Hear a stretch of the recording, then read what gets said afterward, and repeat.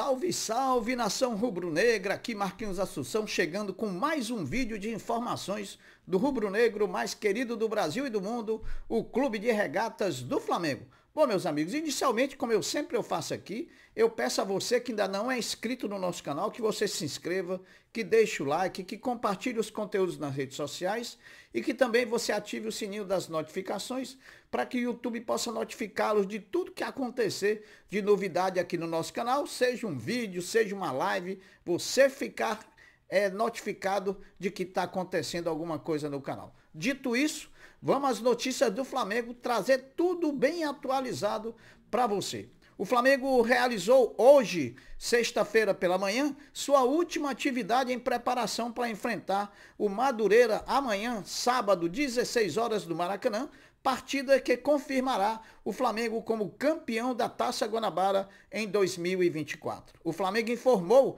que os atletas Gabigol e Wesley não serão relacionados para o jogo contra o Madureira neste sábado, dia 2, às 16 horas no Maracanã.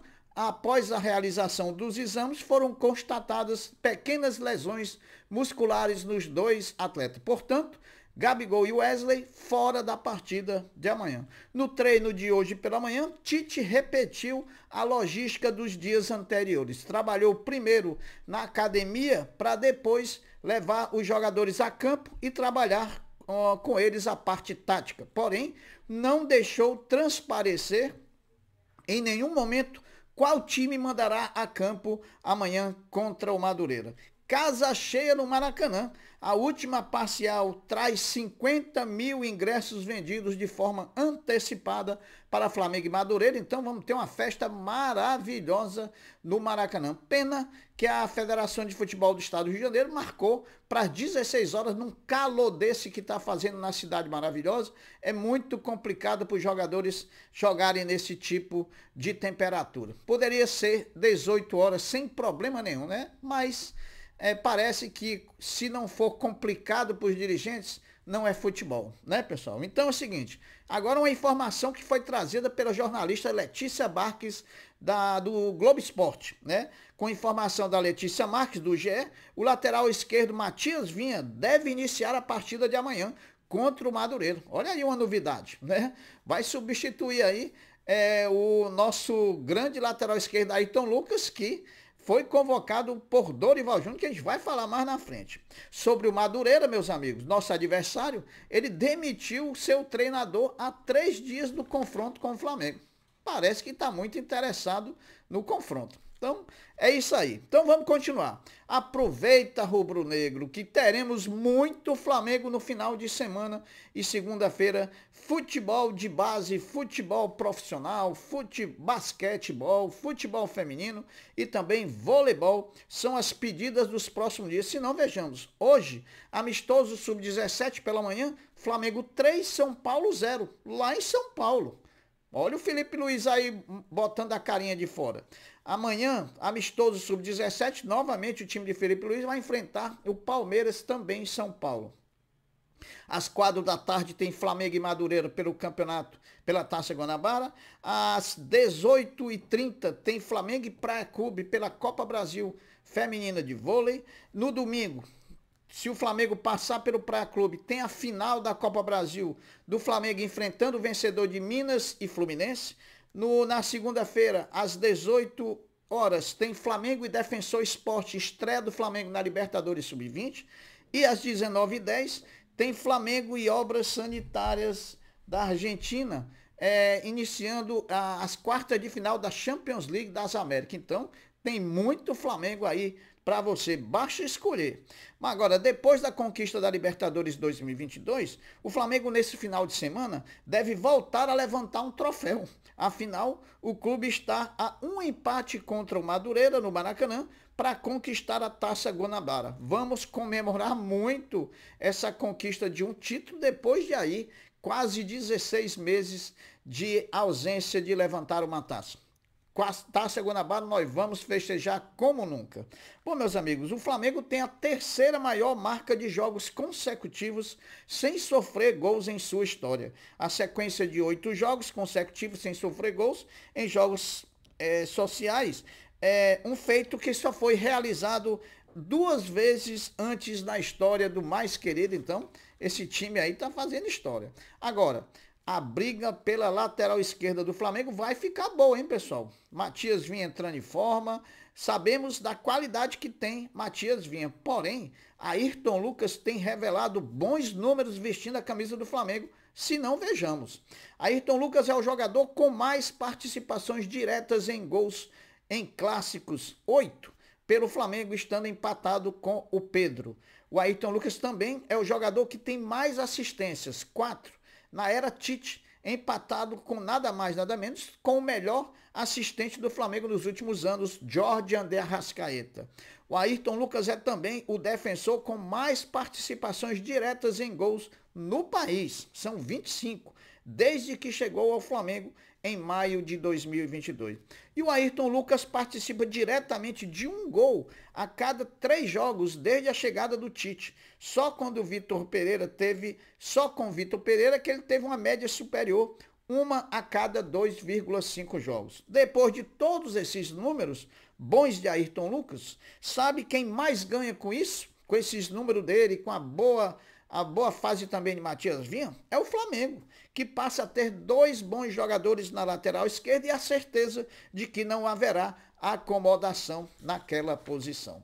Bom, meus amigos, o meio-campista Gerson vai realizar a cirurgia hoje, sexta-feira. Até o fechamento desse vídeo, o Flamengo ainda não tinha informado se a cirurgia tinha acontecido, não, como ele também não informou que horas que aconteceria essa cirurgia. Porém, o Flamengo ainda não estabeleceu nenhum cronograma pós-operatório para o Gerson. Os médicos do clube, com o final da cirurgia, devem se manifestar sobre os próximos passos a se tomar, tais como o período em que o atleta ficará apenas de repouso na sua residência e quando ele deverá voltar a treinar, já que ele não tem lesão, é só recuperação pós-cirurgia.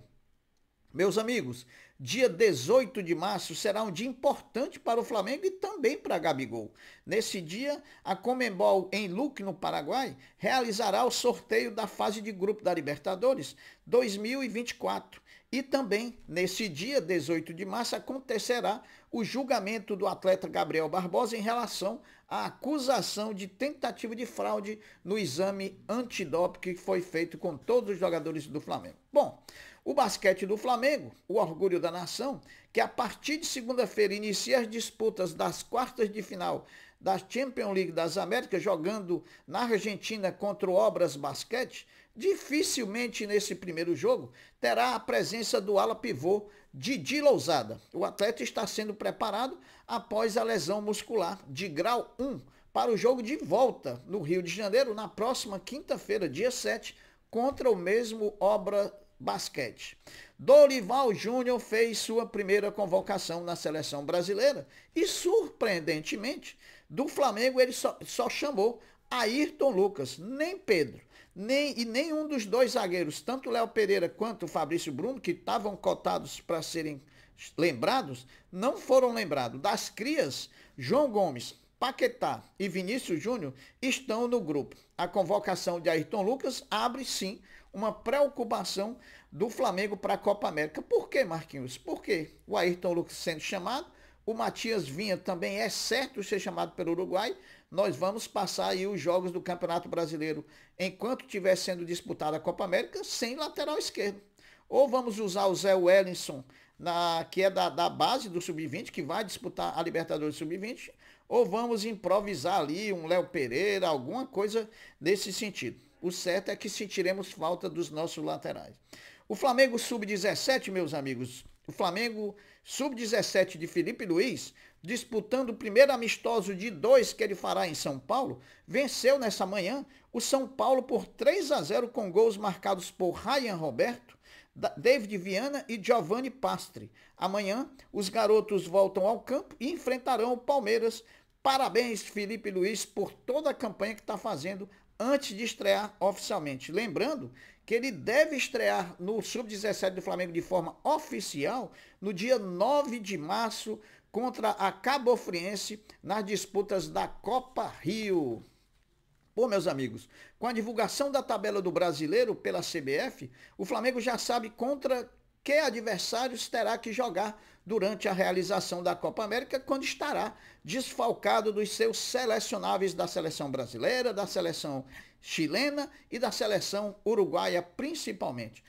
Os jogos serão contra o Juventude fora de casa, contra o Cruzeiro em casa, contra o Atlético Mineiro fora, contra o Cuiabá em casa, contra o Fortaleza em casa, contra o Internacional de Porto Alegre fora e também contra o Criciúma em casa. Então, são esses os jogos que poderemos jogar desfalcado no Campeonato Brasileiro por conta da Copa América. Léo Ortiz será jogador do Flamengo.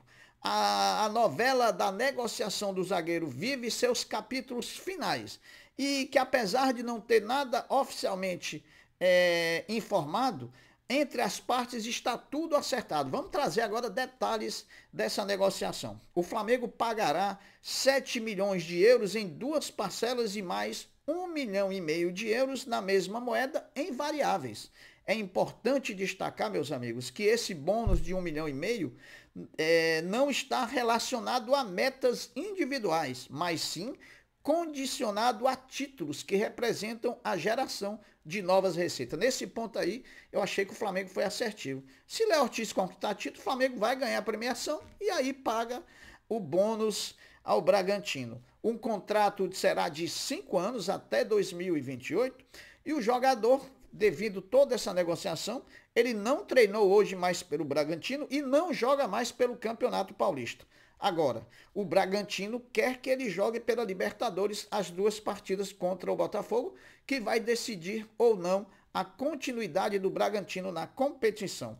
Flamengo não quer que ele jogue, o jogador não quer jogar e o staff também não quer que ele jogue, né? Isso ainda está para se decidir. Mas aí você pode perguntar, Marquinhos, e ele pode jogar os 2 jogos e ser inscrito depois, mesmo com a janela fechada? Nós vamos trazer essa resposta para você. Bom, o Regulamento Nacional de Registro e Transferência de Atletas de Futebol, o RNTAF, respalda o desejo do Red Bull Bragantino de contar com Ortiz contra o Botafogo. Isso porque os jogadores que rescindirem o contrato em mútuo acordo com seu empregador, entre o período de 1 de abril e 19 de abril, eles podem ser inscritos por novos clubes até 19/4. É uma brecha da lei que o Bragantino tinha conhecimento. Mas eu acho que vão tomar a melhor medida no bom senso, porque sabem que há o risco de lesão o Léo Ortiz jogando essas 2 partidas. O melhor é que ele já saia do Bragantino agora, se apresente logo ao Flamengo e inicie a sua vida como novo reforço do Flamengo. As próximas horas vão definir essa situação e aí nós faremos algum vídeo dizendo o que foi decidido sobre isso. Tá bom, meus amigos? As notícias são essas. Eu vou ficando por aqui, deixando um até breve, um até logo, mas dizendo fiquem todos com Deus, porque eu sempre estou com ele. Saudações rubro-negras. Fui!